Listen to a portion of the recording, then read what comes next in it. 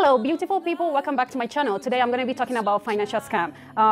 Well, this is what has been going on in the world right now. Financial scam. Everybody is desperate, so they're like scamming people that are vulnerable and then don't know what is going on. Also, sometimes I say those people that get scams are desperate and greedy. That's why they get scammed. But well, let's not put it that way. They might not know what is going on. So I'm putting this video out there for people to learn from it and then just not go into any financial investment that is promising you higher returns without doing a background check. If it's too good to be true, it is not good. So don't do that. First of all, we're going to be talking about my five main financial scams that is going on in the world. Well, number one, I'm going to be looking in my book because I do have a note on here. And then, well, if you see me looking down, that's like taking some stuff from my notes. Well, yeah. So let's get into it. First of all, yeah, number one will be Ponzi scheme. So this Ponzi scheme got its name in 1920 when someone named Charles Ponzi did scam people.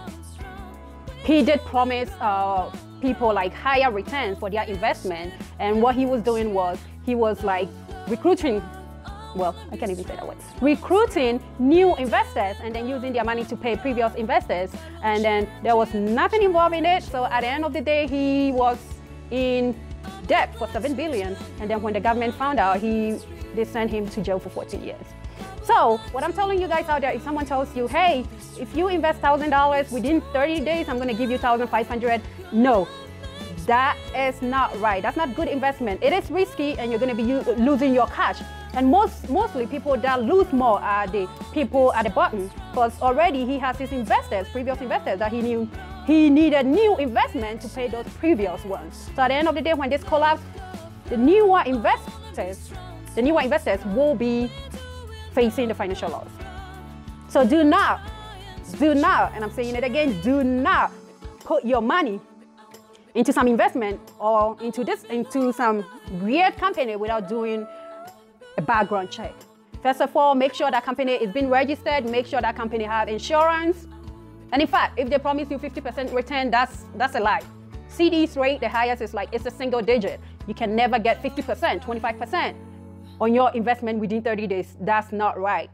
The highest you can do is a single digit, which I believe 1%, 2%, 3%, 4%. But even that, do not put your money into some weird company without doing your research. Number two, we will be talking about pyramid scheme. Pyramid scheme, I know these really happen in the marketing world. What they do is they're like, oh, join our company for $100 fee. And then your job is to recruit new people. And then you get 10, 15, or 20% from their investment. So let's put it this way. So I get recruited from Mr. X company, paid $100 to them. And then they tell me to recruit new people. And then when these people make this $100 investment, I get 15%, 20%, or 30% off from that investment. So at this time, there is no product involved. You're just recruiting new people and then getting returns from their investment. So when these new people that I recruit do also recruit other people, I get a percentage from that investment. So yeah, it's a pyramid. There is no product involved. At the end of the day, when this collapses, usually it's the new recruiters that suffer a lot. You're not making money off from any product. You're not making profit from any product. You're just making money off from recruiting new people. And then when you get into something like that, brother, sister, pass. That is a scam. And the name for that is pyramid scheme. Number three, IRS.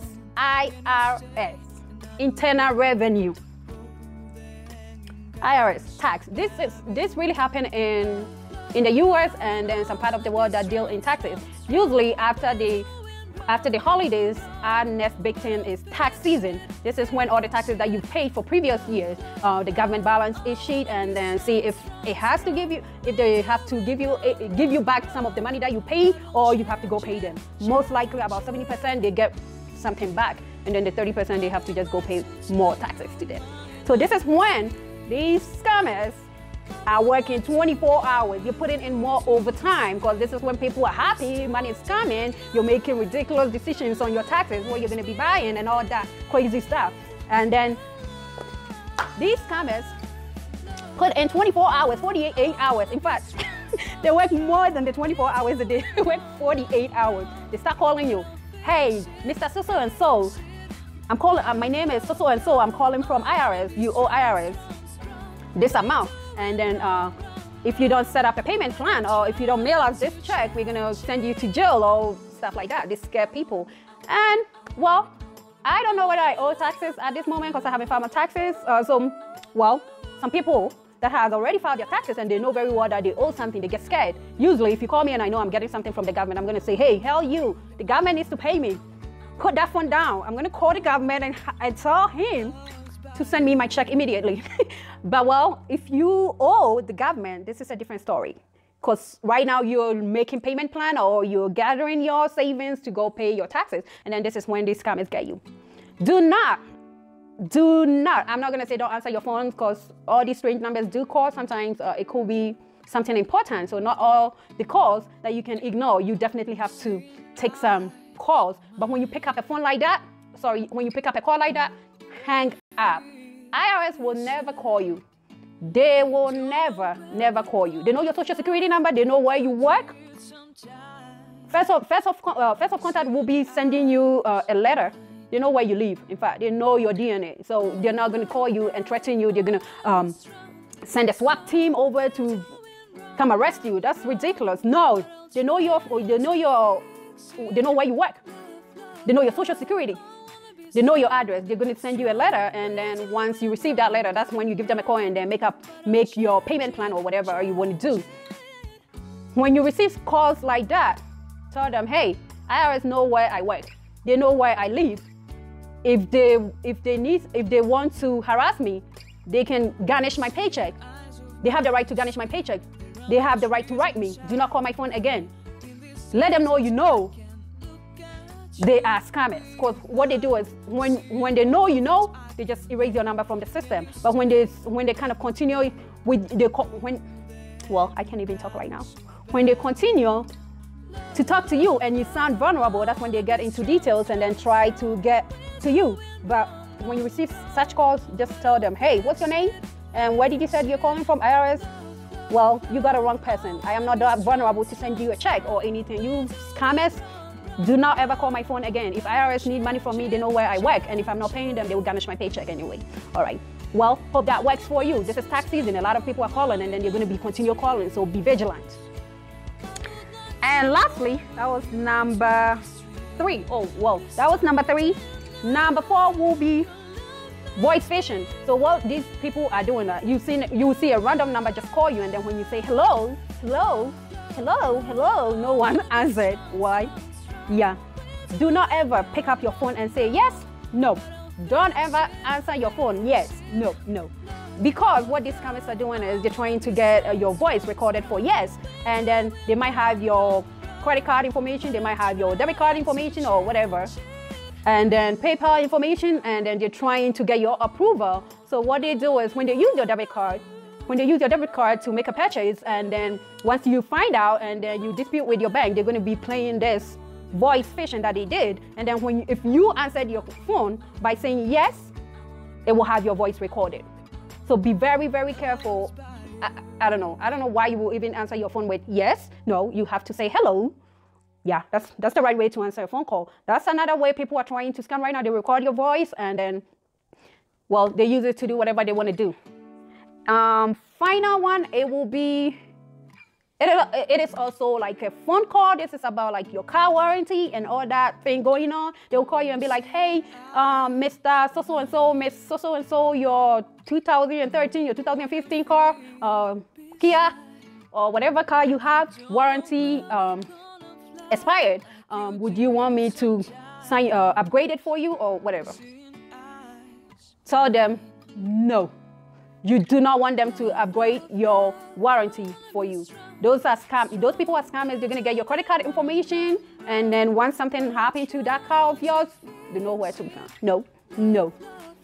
Now they're also getting into health insurance and also car insurance. I know sometimes, yeah, Geico.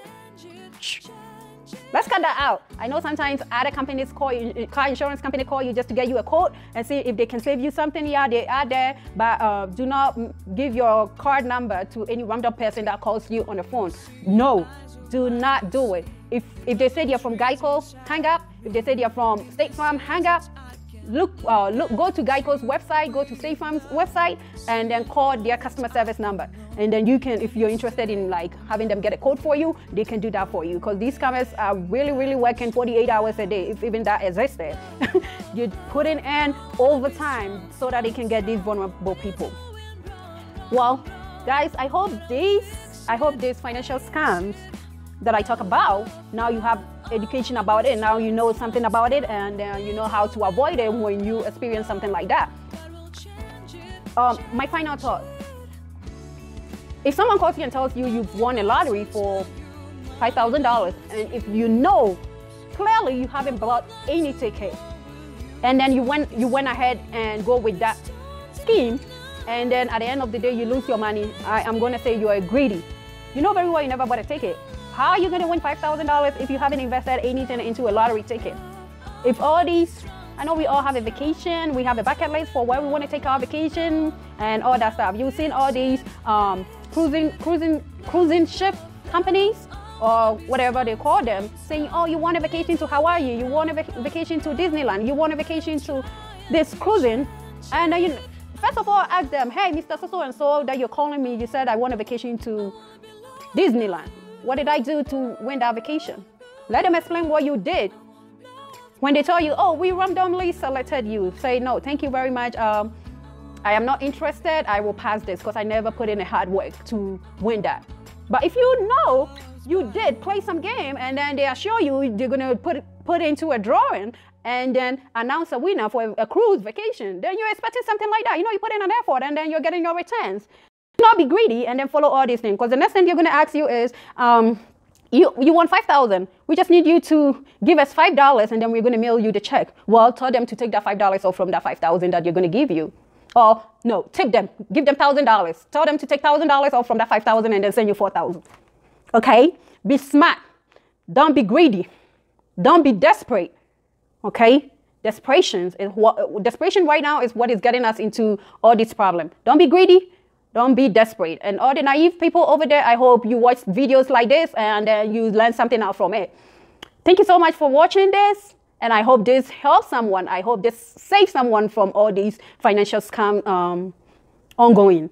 All these financial scams ongoing, this save you out from it. And then always, thank you for watching me. Please subscribe, like, share, and also leave a comment below on some of the examples that you've experienced or a friend, a family member has experienced from all these scammers. Let's get together and then help eradicate the scamming.